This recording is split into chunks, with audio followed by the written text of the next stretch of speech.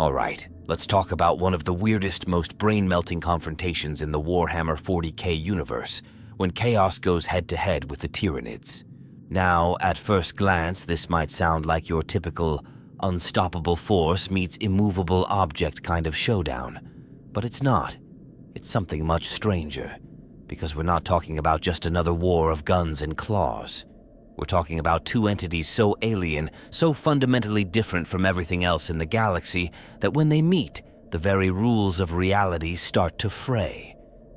Chaos, the manifestation of emotion and thought given godlike form in the warp, versus the Tyranids, a ravenous extragalactic swarm that devours both matter and meaning, leaving only silence behind. It's not just a war of bodies. It's a collision of metaphysical realities. For the longest time, we didn't really know what would happen if these two nightmares collided. Most of the galaxy's conflicts are already horrifying. Orcs rampaging, Necrons reawakening, Eldar screeching through webways. But there's a logic to those battles. Chaos versus Imperium? Classic. Tyranids versus everyone else? Brutal but understandable. But Chaos versus the Tyranids? That's where things stop making sense, because one side thrives on thought and soul, while the other has none to offer. One side feeds on fear, desire, madness, and the other is completely silent in the warp.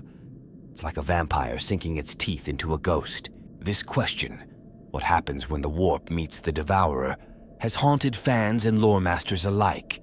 You'll find endless threads, forum posts, theory videos, and debates trying to make sense of it. Can demons possess Tyranids? Can the hive mind even perceive the warp? Does Chaos see the Great Devourer as a rival, a mistake, or something far worse, something that simply doesn't belong in this universe at all? So that's what we're diving into today. No half measures, no vague summaries. We're peeling back the psychic layers and bio-horrors one by one to understand exactly what goes down when Chaos faces Tyranids. Not just in battles, but in metaphysical influence, ecosystem destruction, and cosmic consequences. Because in a universe filled with unthinkable threats, this is perhaps the only clash that doesn't just threaten the galaxy. It threatens the fabric of existence itself. To really understand why the Tyranids are such a problem for Chaos, you've got to start by wrapping your head around what Tyranids actually are. And let me tell you, it's not easy. Because unlike almost every other faction in the galaxy, the Tyranids don't have leaders, ambitions, or even individuality. They are, in the truest sense, a single mind stretched across 1 billion hungry bodies, with one overriding purpose: consume everything. But here's where things get especially weird, especially when we start looking at them through the lens of the warp. See, the warp isn't just space magic or a chaotic mirror of real space. It's a psychic ocean made of thoughts, emotions, fears, and desires. Everything that thinks, dreams, or suffers contributes to the warp. Every pain, every prayer, every twisted fantasy, all of it echoes in that swirling madness. It's the fuel that powers psychers and gives birth to gods. Now imagine something that doesn't contribute to that at all. Tyranids don't dream, they don't fear, they don't feel loyalty, ambition, lust, or rage. The only thing they know is hunger, and not even the kind we humans understand. It's not hunger like I'm starving.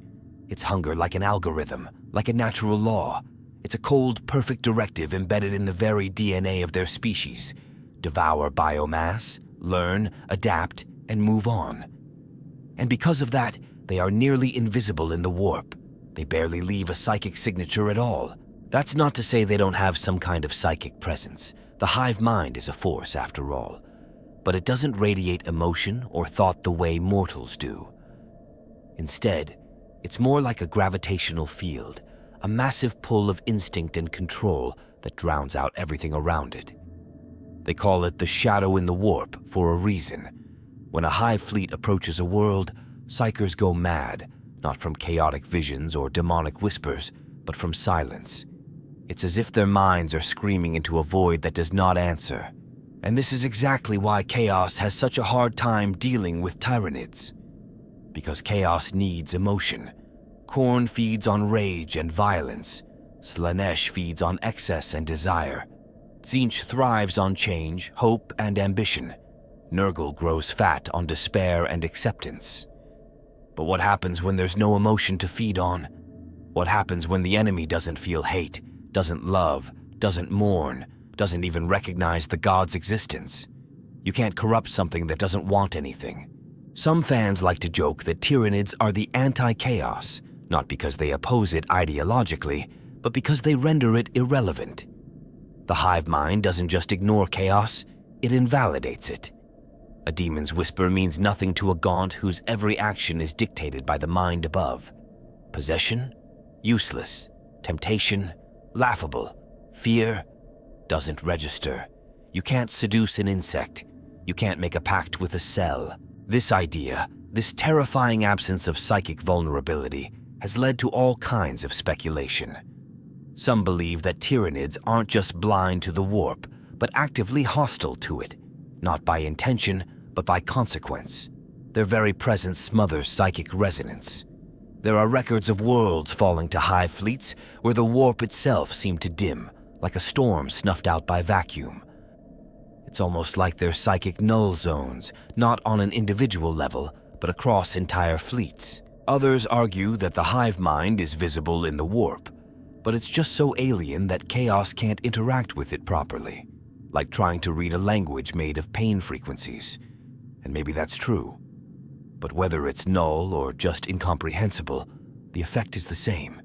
Chaos can't get a foothold. This is what makes the Tyranids so different from, say, the Necrons or the Tau. The Necrons have no souls, yes, but they still have motivations, goals, hierarchies. The Tau are young and largely untouched by chaos, but they still feel. The Tyranids don't. They're not just mindless, they're purpose-built. They don't resist chaos the way the Grey Knights do. They just operate on a plane where chaos simply has no business existing, and that's what's so unnerving. Because we're used to the idea that chaos is everywhere, that it infects everything eventually, no matter how strong your walls are. But Tyranids don't build walls. They don't hide or resist. They just arrive, consume, and move on, completely unaware of the existential horror they're trampling over.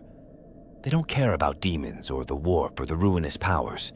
And for chaos, that might be the one thing more terrifying than defiance. Total, impersonal indifference. To really get why chaos and Tyranids are like oil and water, no worse, like fire and vacuum, you have to dig into what chaos actually is. And this isn't just about demons with claws and creepy whispers in the dark. It goes way deeper than that.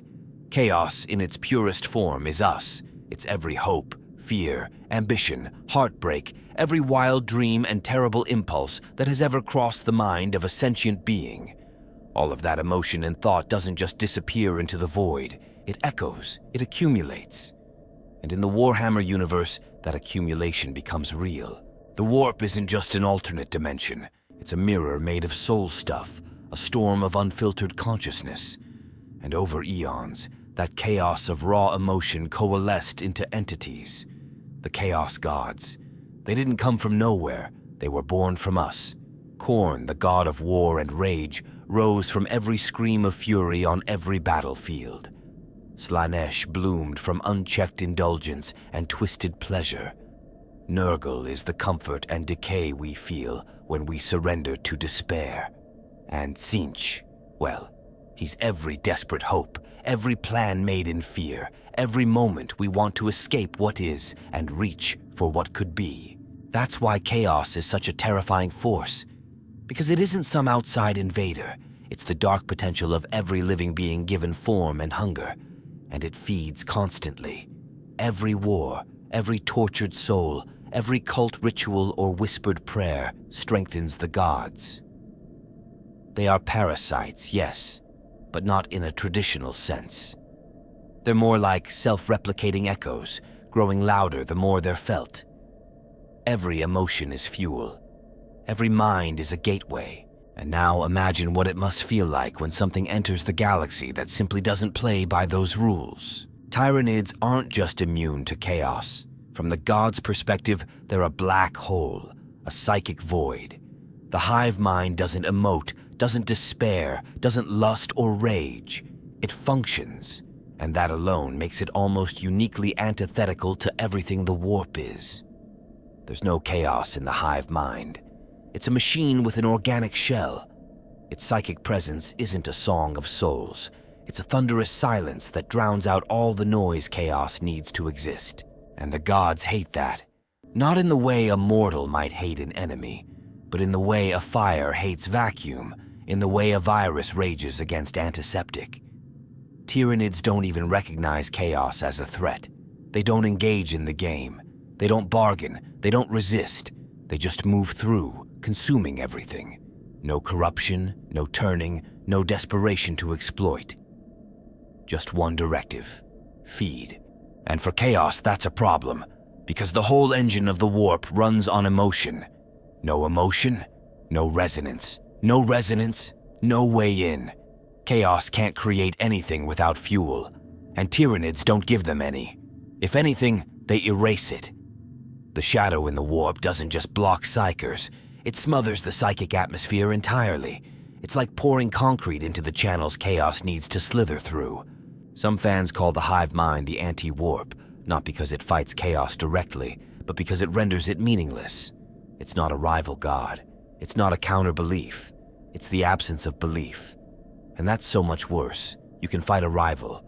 You can plot against an enemy. But how do you combat something that doesn't care whether you exist? There's a creeping theory in the fandom that the chaos gods, for all their power, are ultimately just reflections of us. That if enough psychic noise were ever silenced, they would simply starve, fade. That they don't exist in spite of the mortal races. They exist because of them. And that's what makes the Tyranids such an existential threat to chaos. They don't bring a new kind of war. They bring silence, finality, the end of narrative itself. You look at every other faction in the galaxy, Imperium, Eldar, Orcs, Necrons, and there's always some angle chaos can exploit. Fear, pride, wrath, ego. Even the Tau, for all their stoicism, aren't immune. But Tyranids? There's nothing to grab onto, no weakness to whisper into. Just an endless, emotionless drive to consume. No face to fear, no voice to hear. And if chaos is the fire, then the Tyranids are the vacuum. And we all know what happens when fire meets vacuum. It dies not with a scream, but with a flicker and a hiss. When the Tyranids first came into real contact with the forces of chaos, it wasn't some kind of dramatic battle in a holy war. There was no great declaration, no psychic confrontation echoing across the warp. What happened was stranger, colder. It was the silence that shocked everyone.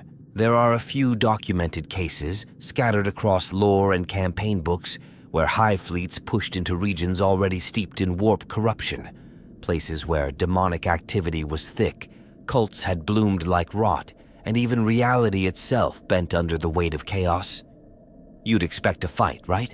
You'd expect demons pouring forth, shrieking hatred, armies of Chaos Space Marines rallying to spill alien blood. And sure, sometimes that happened.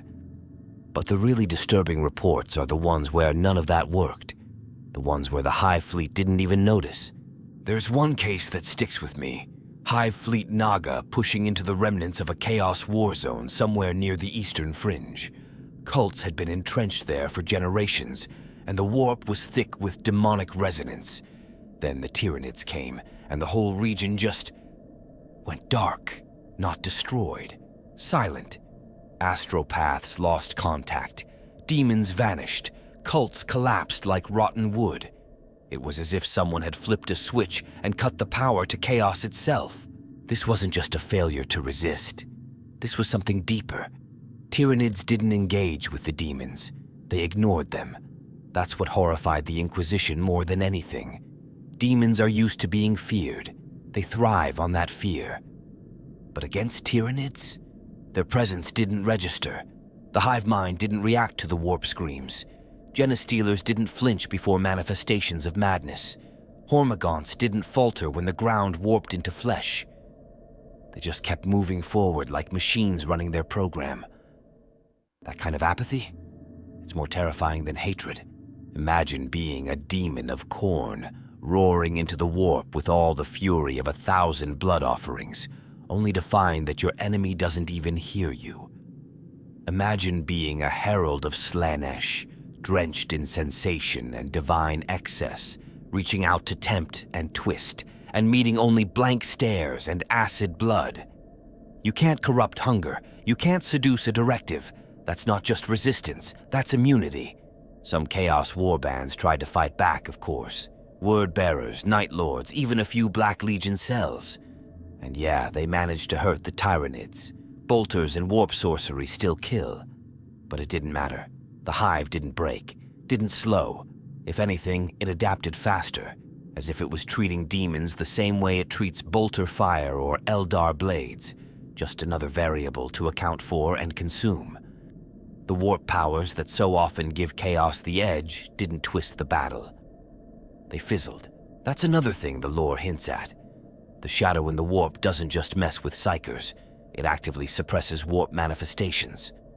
There are rumors, scattered through obscure Black Library novels and campaign blurbs, about demons struggling to maintain form in the presence of a major hive fleet.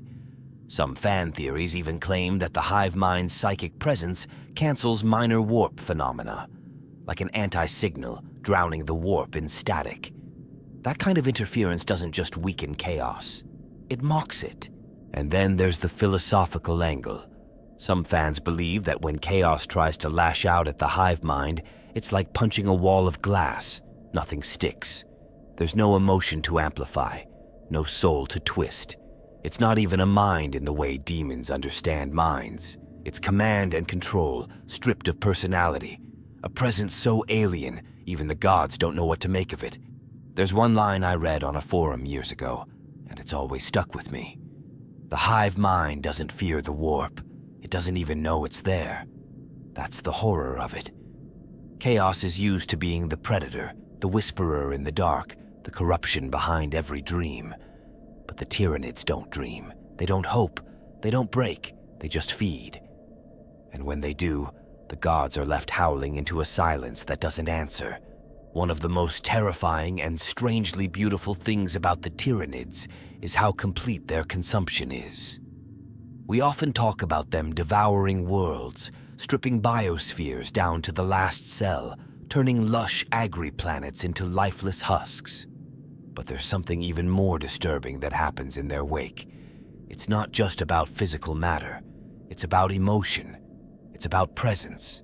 It's about the spiritual and psychic fabric of a world being sucked out, leaving behind what many fans now call an anti-psychic desert. Imagine a world once rich with life, not just in the literal sense, but alive in the warp. People dreaming, fearing, loving, suffering. Thousands of years of psychic echo resonating across the veil. Now imagine that same world after a hive fleet has passed through. Not only is it physically dead, no animals, no microbes, no oxygen, but it's psychically null. There's no resonance, no soul stuff. Even the warp seems to draw back from it, as if repelled by its silence. This is the true horror of the Tyranids. They don't just kill, they erase. They remove the context that allows anything to grow again, not just biologically, but metaphysically.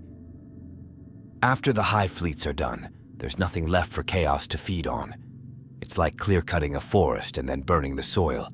Sure, you could try to plant something again, but nothing will take root. The emotional ecosystem has been obliterated, and the warp feels that loss. Astropaths talk about it in hushed tones. There are transcripts from survivors, Imperial Psychers who were stationed near worlds on the Tyranid path, and they all say the same thing. It wasn't just the silence, it was the emptiness. One described it like walking into a cathedral and realizing God never lived there. Another likened it to being underwater, too deep, where even sound dies. That's why demons can't reappear on Tyranid-ravaged worlds, at least not easily. The conditions just aren't right. Chaos needs fertile psychic ground. Cultists need fear and desperation to grow. Warp storms need emotion to swirl. But when the hive mind has passed through, it's like trying to spark a fire in the vacuum of space. Nothing catches. The match dies in your hand. There are reports, again, mostly buried in Black Library side stories or obscure campaign notes, that even Chaos Space Marines avoid planets after a Tyranid purge. Not because they fear a fight, but because there's nothing left to gain. No souls to harvest, no shrines to defile, no enemy to mock. Just dust, bone, and a kind of spiritual silence that even the most hardened heretics find unsettling. And this isn't just a passive effect, it's systemic. It's part of the Tyranid invasion cycle. First comes the shadow in the warp, cutting psychic connections, drowning out hope, choking the warp itself. Then comes the biomass harvest. Then, finally, the reabsorption. Everything from capillaries to memories gets broken down and fed back into the fleet. The world becomes not just dead, but forgotten. There's no trace left, no legacy, no monument for chaos to warp or corrupt. Some fans go even deeper with the theory and suggest that the hive mind actively filters emotion from reality, that what we see as hunger is actually a form of spiritual sterilization, that Tyranids don't just remove life, they remove the psychic footprint of life. And if that's true, it raises terrifying possibilities. Because if enough of the galaxy becomes like this, psychically sterilized, emotionally void, then even the warp itself could begin to weaken. There's this idea floating around that chaos, for all its power, is fragile in a way. It's dependent, it needs fuel, and Tyranids are the one threat that don't fight that dependency. They erase it. They burn out the emotional roots before the tree can grow. And that's why, for all their claws and fangs and monstrous size, their real weapon isn't physical at all. It's ontological. They unmake meaning. That's what keeps me up at night when I think about Tyranids. Not the swarm, not the devouring, but the silence, the way they sweep through the galaxy and unwrite things, memories, emotions, even the marks chaos leaves behind. They turn a universe full of nightmares into something worse, a blank page, and on that page, no god can write. Let's talk about one of the wildest what-if questions in all of Warhammer lore. Could chaos ever corrupt the Tyranids? Could a demon possess a genestealer? Could a hive tyrant fall to the temptations of Slaanesh? Could Khorne twist the instincts of a Carnifex into a blood-crazed murder machine, not just of nature, but of chaos? It's the kind of thought that sends chills down your spine, not because it seems likely, but because if it were possible, it would be an unholy fusion of two of the most unstoppable horrors in the galaxy. But the thing is, it's probably not, and the reasons why are fascinating. First off, there's the basic problem of possession. For a demon to corrupt something, there needs to be a soul, a mind, or at the very least some kind of internal, emotional, or spiritual resonance. That's the hook chaos uses. Fear, ambition, hatred, love twisted into obsession. These are the things that open doors. But Tyranids? They don't have those things. At least, not in the way chaos understands them. A single Tyranid organism is not truly independent. It's a node, a biological puppet connected to the greater will of the hive mind. That means it doesn't think in a personal way. It reacts, it processes, but it doesn't dream, it doesn't doubt, and without that individual psychic presence, there's just nothing for a demon to latch onto. It's like trying to hack into a computer that has no operating system, just a line of code executing instructions. You could inject a virus into it, sure, but the moment the system recognizes something off-script, it deletes and adapts. And that's the next point. The hive mind doesn't just control its organisms, it reclaims them. Every synapse creature, every gaunt, even the larger bioforms like hive tyrants and zoanthropes, they're all part of a larger network that constantly monitors and regulates them. If one of them were to become compromised, even in the smallest way, the hive mind would notice. And when it notices, it reacts fast. There are reports buried in lore and fan speculation of bioforms being reabsorbed or disassembled when they start behaving abnormally, like the immune system flushing out a cell that's gone rogue. Still, Some fans love to speculate, and honestly, I get it. The image of a possessed gene stealer or a demon-infused broodlord is just too cool not to imagine. There are pieces of fan art floating around that explore this, depicting Tyranids with glowing warp eyes, or with demon faces bursting out of carapaces. Some even theorize that if a genestealer cultist were deeply exposed to chaos, maybe some hybrid offspring could become tainted with warp energy before assimilation. But even those theories usually end with the hive mind purging the aberration, cleansing the corruption before it can spread. There's a strange irony here, too. Genestealer cults, those twisted, insidious networks that prepare worlds for the hive fleets, can fall to chaos. There have been a few documented cases of cults mixing with chaos worship. In some rare situations, genestealer magusis have even adopted the iconography of the dark gods to manipulate local populations. But here's the thing. The moment the hive fleet arrives, all that chaos influence is wiped away. The cult is just a lure, a tool, and when its purpose is done, it's consumed without hesitation. There's no loyalty, no tolerance for corruption, just digestion. It's like the hive mind knows, like it has built-in antibodies against the warp. Whether that's natural evolution or something more disturbing, like intentional design, we don't know. But the result is the same. Chaos has never managed to make a meaningful dent in the hive. Some fans take this even further. They speculate that maybe the hive mind evolved specifically to resist chaos. That maybe, in the cold vastness between galaxies, it encountered something like the warp, or saw the damage it left behind, and designed itself as the perfect firewall. The shadow in the warp wouldn't just be an accident, but a deliberate countermeasure like psychic white noise to block out the siren song of demons. There's also the idea that the hive mind, being a massive gestalt entity, is simply too vast for chaos to influence. It's not a god exactly, but it's not one either. It operates on a scale that rivals the ruinous powers, but from the opposite side. One is born of chaos and emotion, the other from order and consumption. Maybe they're not rivals so much as polar opposites. Where one thrives on excess and madness, the other reduces everything to calm, singular hunger. So no, I don't think the gods of chaos can corrupt the hive. Not in any meaningful way. They can gnash their teeth and scream into the void, but the void doesn't answer. And maybe that's what makes the Tyranids such a terrifying enemy for chaos. You can't tempt what doesn't want. You can't possess what doesn't dream. You can't corrupt a will that only hungers. They say chaos is eternal, but when it meets the Devourer, that eternity might finally start to rot. There's something deeply wrong about the shadow in the warp.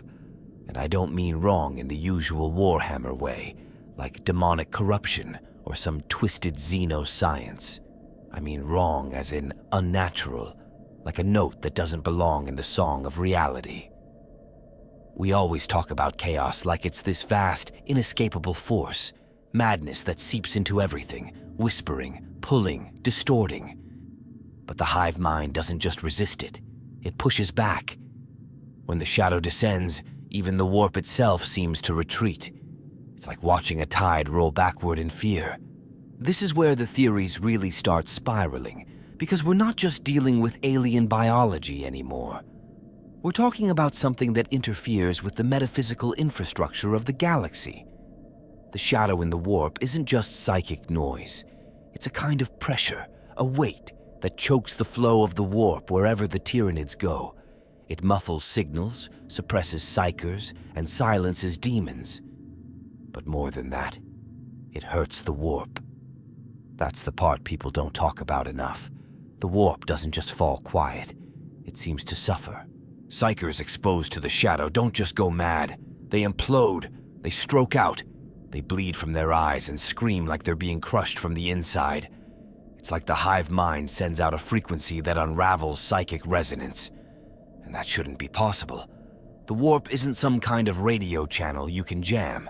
It's a reflection of thought and soul. And yet, when the hive mind approaches, that reflection shatters.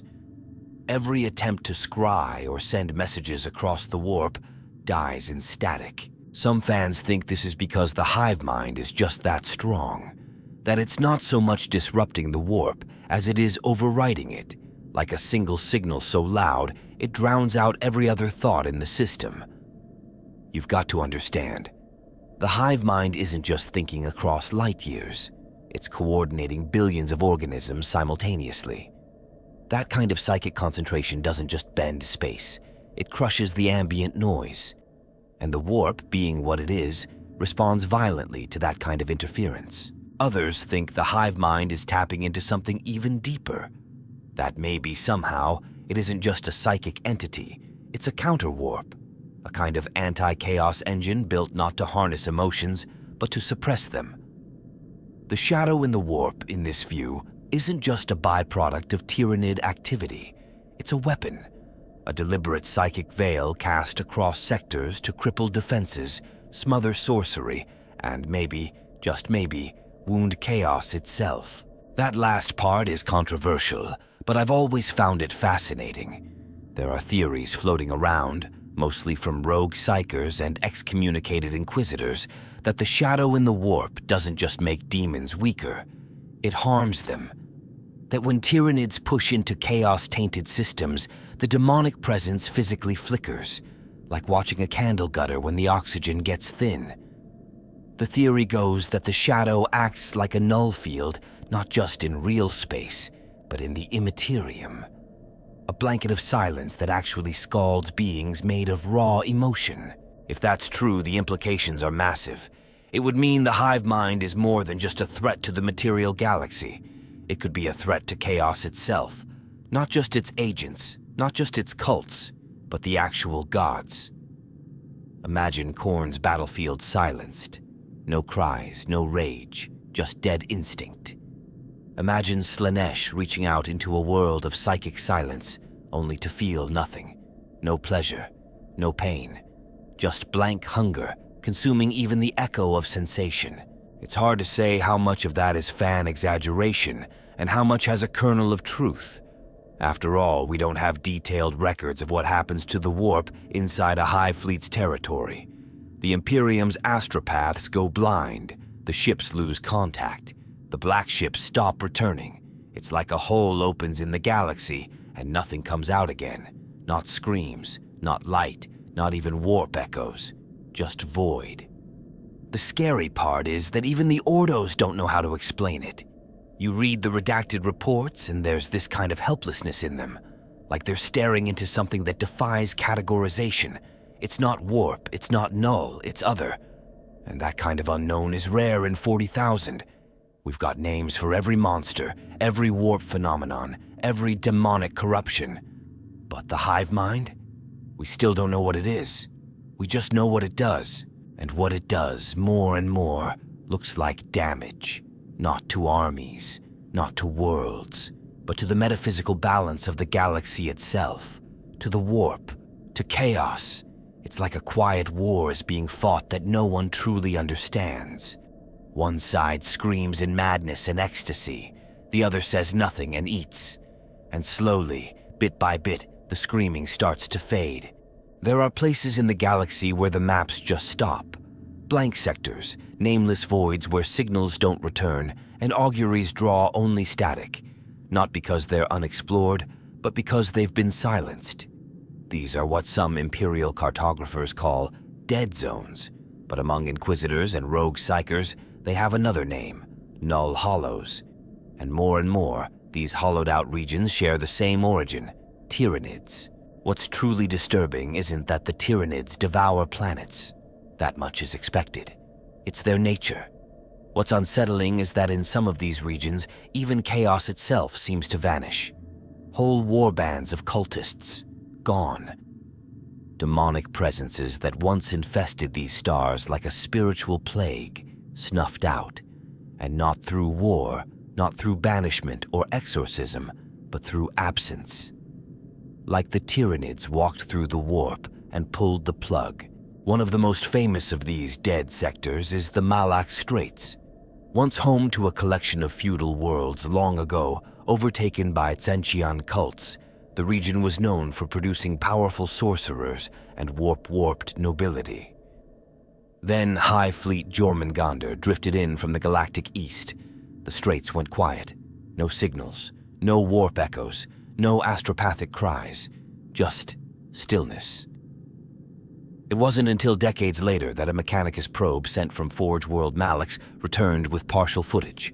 Planetary crusts turned to sludge, seas thick with biomass sludge, and worst of all, no trace of the cults, no shrines, no lingering warp storms, not even residual psychic radiation, just gray dust. That's the part I can't get over. Chaos lingers. We know that. Even after a demon's been banished, its touch corrupts reality. A place haunted by the warp stays haunted, unless, apparently, the Hive Fleet gets there first. It's not just a purge, it's a psychic sterilization. And that's what makes these void wars so unique. They're not just battles over biomass, they're erasure events. Another example is the Carthan Nebula, a cluster of systems infamous for being a demonic battleground for over 300 years. Cults of Nurgle had turned entire planets into necrotic hive worlds. The air was thick with warp storms. Even the Ordo Malleus considered it a no-go zone. Then came Hive Fleet Leviathan. In a matter of months, the entire region was consumed. And after the feast, those same warp storms, those iconic, churning maelstroms of corruption, just collapsed. Not banished, not contained, just collapsed. Like the scaffolding had been kicked out from under a building made of screams. And it's not just a one-off phenomenon. More and more you see reports where chaos-controlled systems fall silent after Tyranid contact. It's like the hive mind doesn't just kill gods, it kills their memory. There's this horrible theory I've read, floated around by some radical elements in the Inquisition, that the hive mind operates like a psychic bleach, that it identifies warp signatures not as threats, but as noise, static to be filtered. Not because it understands chaos, but because it doesn't need to. It just wipes the board clean. Some fan theories even suggest that Tyranids may view warp-active species the way a virus might view fever, as something to be cooled. That the shadow in the warp isn't a defense, it's an immune response. A galactic-scale white blood cell attack against anything that burns too bright psychically. And chaos? Chaos is ablaze, the loudest, most violent psychic disturbance in existence. Of course the hive mind would want to silence it, but here's the part that really sends chills down my spine. We always assumed chaos was inevitable, eternal, that it will outlive empires, consume gods, rise from every graveyard. But these dead sectors? They're not coming back. Even decades later, even after recon teams try to establish new colonies, there's no psychic resonance. The air is thick, heavy, like a vacuum of thought. It's as if the worlds themselves forgot how to dream. It makes you wonder, what if enough of these wars happen? What if the hive mind wins not through conquest, but through silence? A galaxy where not only are the stars dead, but so is meaning. No chaos, no Imperium, no warp, just a vast gray quiet stretching from end to end. That's what the wars in the void really represent. Not just losses for chaos, but the slow unraveling of the very canvas on which chaos paints its madness. And as much as I fear the warp, I fear what comes after it even more. Because without emotion, without struggle, without dreams, what are we really? Just more biomass, ready to be harvested. One of the most bizarre intersections in the entire Warhammer universe, something that feels like it should happen more often but almost never does, is the overlap between Genestealer cults and the influence of chaos. On paper, they look so similar. Both are underground movements, infecting the population like a disease. Both whisper promises of liberation, of evolution, of becoming something more than human. Both turn ordinary civilians into zealots, rebels, fanatics willing to die for a cause they barely understand. And yet, the deeper you dig, the clearer it becomes. These two forces can't coexist. And when they meet, it's not a merger. It's a war. I remember the first time I really thought about this. I was reading through some obscure campaign notes about a mining world in the Segmentum Pacificus. The population was being torn apart by two competing insurrections, one led by a Genestealer cult, the other by a Slaaneshi pleasure cult. At first, the Inquisition thought they were working together, but then came the reports. Ritual slaughter not directed at the Imperium, but at each other. It wasn't long before the planet burned, and not because either cult won, because they both refused to share. That's the heart of it. Genestealer cults and Chaos cults are both parasitic ideologies, but they infect the soul in totally incompatible ways. Chaos thrives on emotion, raw, volatile, chaotic emotion, hatred, ecstasy, desperation, rage. It amplifies individuality until it breaks through into the warp and calls the attention of the gods. But Genestealer cults, they do the opposite. They erase individuality under the guise of freedom. The awakening a cultist undergoes is actually a surrender. Their will, their dreams, their sense of self. It all gets folded into the will of the Patriarch, and beyond that, the hive mind. That's why the two can't live side by side. Chaos needs the soul to be loud. Tyranids need it to be silent. And yet, sometimes they do grow near each other. You get hints of it in places like the mining colonies on Gosser Quintus or deep core settlements in the eastern fringe. These are isolated, desperate places, perfect breeding grounds for corruption of any kind. Sometimes a Chaos cult and a Genestealer cell both sink their hooks in at the same time. But it never lasts. One always eats the other. It's a cold, brutal dynamic. The Genestealer cults don't wage open war on Chaos, at least not at first. They're subtle. They infiltrate, convert, consume. But when the hive mind begins to rise in the collective consciousness, when the psychic chorus starts to sing, there's no room left for rival beliefs. The cult purges the heretics not because they're afraid of Chaos, but because they're off script. The hive mind doesn't tolerate noise. Everything must harmonize. And Chaos? Chaos doesn't take that lying down. There are stories, half-true legends really, of coordinated war bands storming cultist enclaves, mistaking them for rival Chaos sects, only to find their minds unraveling under the psychic weight of the Patriarch. Some even say that certain demons find the psychic atmosphere of a mature Genestealer cult repellent, as if the hive mind's touch is anathema to warp beings. It's not that the cult resists corruption, it's that it doesn't even register as corruptible. Still, the temptation remains. I've seen fan art, fan fiction, wild theories where Genestealer hybrids start mutating not just into alien forms, but into demon hosts, where the hive mind and the warp blend into some horrifying new god. But every time you try to map that out, the logic collapses. It's like trying to mix oil and acid. They don't blend, they dissolve each other. And maybe that's the ultimate truth. Genestealer cults and Chaos aren't rivals. They're predators hunting the same prey, human souls, but they use opposite tools. One seduces, the other subsumes. One calls you to exalt yourself, the other tells you that yourself was a lie all along. That's why, in the rare moments where both are present, it ends in violence. Not out of ideology, but necessity. A world can't be both a shrine and a spawning pool, and whichever force gets there first will make damn sure the other never has a chance. There's even a theory I love, probably nonsense, but still, about the Tyranids deliberately ceding psychic silence ahead of their arrival. That some of the cults we think of as Genestealer cults are actually psychic assassins, meant to root out warp taint before the Hive Fleet arrives.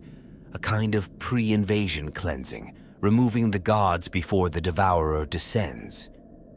It's a terrifying thought. That the hive mind doesn't just eat the body, it preemptively erases the soul's ability to call for help. And honestly, after everything we've seen, after all the dead sectors and collapsed cults and purged temples, I wouldn't be surprised if it were true. Because when it comes to Tyranids, silence isn't a side effect, it's a goal. And chaos? Chaos is just another noise to be quieted. When we start talking about what happens to chaos in the heart of Tyranid-infested territory, after the Hive Fleet has fed, after the cults have burned, after the shadow has passed, it's less about battles and more about consequences. The kind of consequences that don't just change a world, but scar reality itself. You see, when Tyranids sweep through a system, they don't just wipe the slate clean. They overwrite it.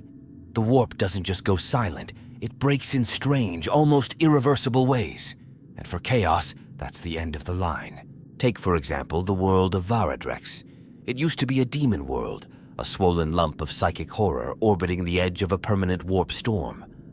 For centuries, it was ruled by warbands devoted to Tzeentch and Slaanesh, two powers that reveled in the constant mutation of its population, twisting them into living artworks of madness and desire.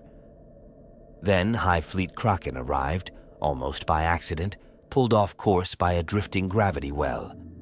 Most people assumed Kraken would avoid it. Demon worlds are toxic to logic, let alone evolution, but that didn't happen. The Hive Fleet didn't flinch. It descended, and over the course of just 20 days, Varadrex was consumed. Planet, population, demons and all. Every fortress of excess, every tower of change was broken down into biomass. And then came the truly terrifying part. The warp storm around Varadrex collapsed. It didn't dissipate slowly. It snapped, like a cable pulled too tight.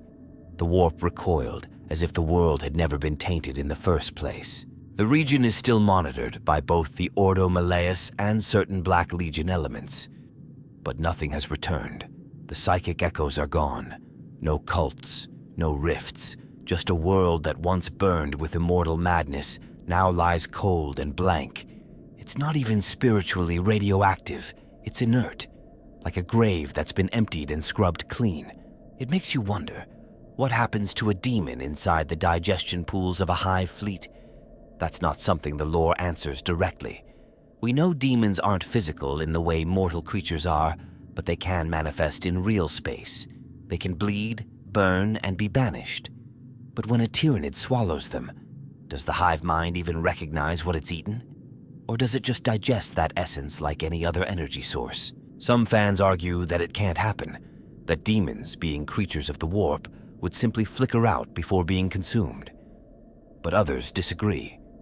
There's an old piece of apocryphal lore, maybe fan-written, maybe not, about a demon prince of Nurgle who tried to manifest directly inside the hive ship Megalorak. The hive didn't resist. It absorbed him. And when the demon's essence tried to retreat back to the warp, the shadow held on, like psychic tar, clinging to his soul until there was nothing left to return. If that's even partially true, then we're not just talking about a biological threat to chaos. We're talking about an existential one, a creature or force capable of interrupting the cycle of demonic death and rebirth. No resurrection, no memory, just void. And it's not just demons. Even Chaos Space Marines suffer in the wake of Tyranids. There are cases where entire warbands, hardened, warp-twisted veterans, tried to fight the hive and found themselves stripped not just of strength, but of connection. Their blessings faded. Their psychic gifts withered. Sorcerers found their rituals didn't work, not because of some active null field, but because the warp simply wasn't there anymore. It had been pushed back, too far to reach. That's the part that keeps showing up again and again in stories from survivors, those rare, half-mad heretics who managed to flee hive-assaulted regions. They talk about the silence, yes, but also the dissonance. How nothing felt real, how their gods went quiet, like they'd been cast out of divinity and left to die in the dark. You start to realize that the hive mind's war against chaos might not even be intentional. It could just be a natural side effect of its psychic presence. But the result is the same. Chaos can't maintain itself in hive-dominated space. The gods are muffled. Their agents are blinded. Cults don't spread. They drown. It's like watching fire try to burn underwater. And I think that's why Tyranids might be the only force chaos can't outlast. Every other enemy plays the game. They fear, they want, they break. Even the Necrons, cold as they are, leave space for chaos to seep in through fear and memory. But the Tyranids, they don't fear, they don't remember. And when they pass, they don't leave wounds, they leave absence. The kind you can't heal because there's nothing left to grow from. That's the final truth, I think. Chaos isn't just being resisted, it's being unmade. Not with fire and thunder, but with silence and hunger. And the deeper into Tyranid space you go, the more you feel it, the more alone you are, until even the gods go quiet. There's this question that keeps coming up in late-night lore debates, when you've run out of snacks but not out of existential dread. What happens if the Tyranids reach the Eye of Terror? Not just skim the edges, not raid a few chaos-tainted systems, but actually enter the Eye, push into the very heart of the warp's bleeding wound, and challenge the domain of the dark gods themselves. It's one of those immovable object meets unstoppable force scenarios that makes your brain ache the more you think about it. The Eye of Terror, now the Cicatrix Maledictum's twin and spiritual sibling, isn't just a rift. It's chaos concentrated. It's a place where demons don't need to manifest. They are. Where reality breaks down into screaming color and logic dies twitching in the dirt. It's where the gods don't whisper from afar but stride across burning skies. It's their home, their realm. And the thought of the Tyranids marching straight into that, it sounds impossible, but that's what makes it such a great question. Some fans argue that the hive mind would be shredded the moment it touched the threshold. That the psychic pressure of the Eye, the raw, unfiltered emotion, the sheer weight of spiritual insanity, would rupture its control, send its nodes into seizure, and splinter the swarm into wild, useless organisms. Imagine thousands of bioforms suddenly freed from the hive's iron will, flailing in chaos, easily consumed or mutated into weapons of the gods. They say the hive mind needs coherence, and the Eye offers nothing but madness. But then there's the other camp, the ones who think the hive mind wouldn't break, it would invade. They argue that the shadow in the warp is strong enough to muffle the voices of gods, that the hive mind is so alien, so insulated, that even the raw chaos of the Eye wouldn't penetrate it. Instead, it would start to consume the very fabric of the warp. Not by intention, but by nature. Wherever the swarm pushes, the warp thins. Wherever they feed, the resonance fades. Slowly, inevitably, the chaos recedes. Not through violence, through starvation. There's even a fringe theory, totally heretical, absolutely speculative, that the hive mind wants to get to the Eye, that it's been evolving toward it, shaping fleets and tendrils and synapse creatures to adapt to psychic turbulence, that every clash with chaos isn't just random, it's a probe, a test, the hive mind, learning how to eat something it's never tasted before, divinity. One fan I talked to swore by the idea that if the Tyranids got deep enough, they could eat the gods themselves. Not in the sense of chomping down on Khorne's leg, but by consuming the psychic ecosystem that sustains him. If the Tyranids suppressed enough emotion, consumed enough cults, silenced enough sectors, eventually the gods would start to fade. Not killed, not banished, just forgotten. And what's a god without worship, without resonance, without fear? Nothing. Just an echo swallowed by silence. Of course, not everyone buys that. There's a strong counter-theory that the Eye would mutate the Tyranids beyond recognition, that they'd turn into something worse. Bioforms infected with warp energy, war beasts twisted into demon host hybrids. A kind of chaonid monstrosity that neither the hive mind nor the gods truly control. That the swarm wouldn't win or lose, but simply change, becoming a new, unpredictable horror. Something no one, not even the Imperium, could prepare for. And then there's the truly bleak theory. The one that says if the Tyranids ever reach the Eye of Terror, it means the galaxy is already lost. Because by that point, they will have consumed everything else. There will be no Imperium left, no Eldar, no Orcs or Tau, just the Hive, stretching from system to system, and the last meal, the warp itself. That the final war won't be fought with bolters or blades, but with silence and madness. The last scream swallowed by the last beast. It's a haunting idea, that in the end it won't be chaos that ends the galaxy, nor the Imperium or the Necrons or anything else we know. It'll be hunger, cold, blind hunger, marching into the storm and choking it with silence. I don't know which theory is true. No one does. That's part of the beauty and horror of this universe. We live in speculation, in myth layered on top of data. But if the Tyranids do reach the Eye, I think we'll finally see what happens when an alien god meets human nightmares, and maybe neither will survive. So here we are. After diving deep into the psychic tides, silent invasions, dead gods, and the kind of existential horror that makes demons look almost comforting, we circle back to the core question. Can one abstract horror truly consume another? Can chaos, a force made of dreams, madness, and emotion, stand against something that doesn't feel, doesn't break, and doesn't care?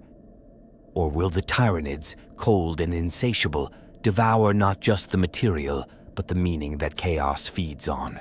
It's one of those ideas that refuses to leave your head once it settles there, because on the surface, the matchup seems like classic 40K brutality.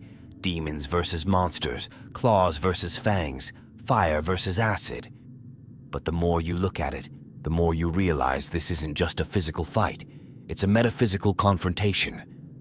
One side screams with emotion, wild and infinite, and the other is a wall of silence, absorbing everything until nothing remains. There's something almost poetic about it, in the most nightmarish sense. Some fans think the Tyranids are the ultimate immune system of the universe.